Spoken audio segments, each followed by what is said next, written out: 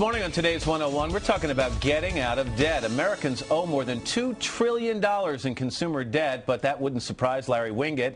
The man who's called the pit bull of personal development tries to help people with their finances on his TV reality show called Big Spender.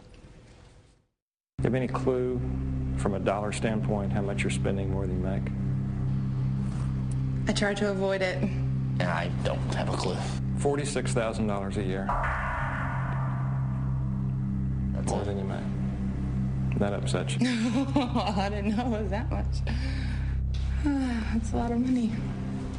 Larry Winget is also the author of You're Broke Because You Want to Be. Hey, Larry, good morning. Nice to see you. Thanks. You say in all your years doing this sort of thing, you've never met a person or a couple that knew exactly how much they were in debt. That's extraordinary. I know, not one, though. Nobody ever has a real clue about how deep they are in debt. They know they're in debt, but they can't put their finger on a number. Right, exactly. So you want people to list their expenses, everything they spend in the month, the debts they already have, and then compare it to what they make every month. It's not that hard. Get a sheet of paper and write down everybody you owe, how much you owe, and when it's due.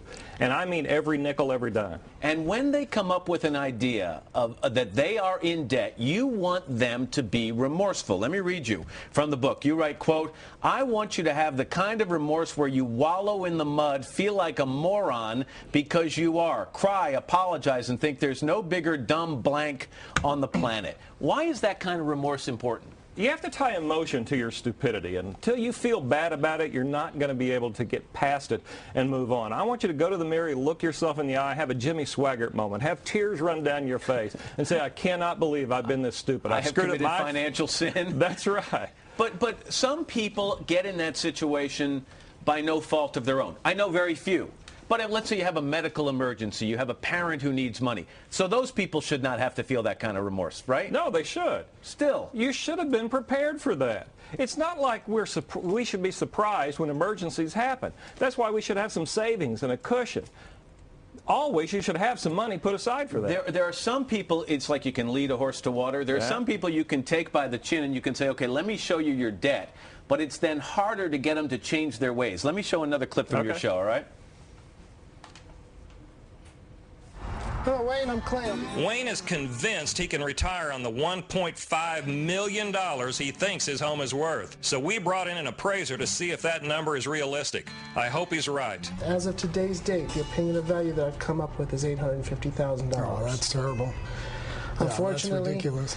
At this point, it's just not quite there. I've got 2.1 acres, and it's a great parcel. You aren't even giving me $500,000 an acre for it. It's crazy. What you just said, parcel what you of just land. said is just crazy.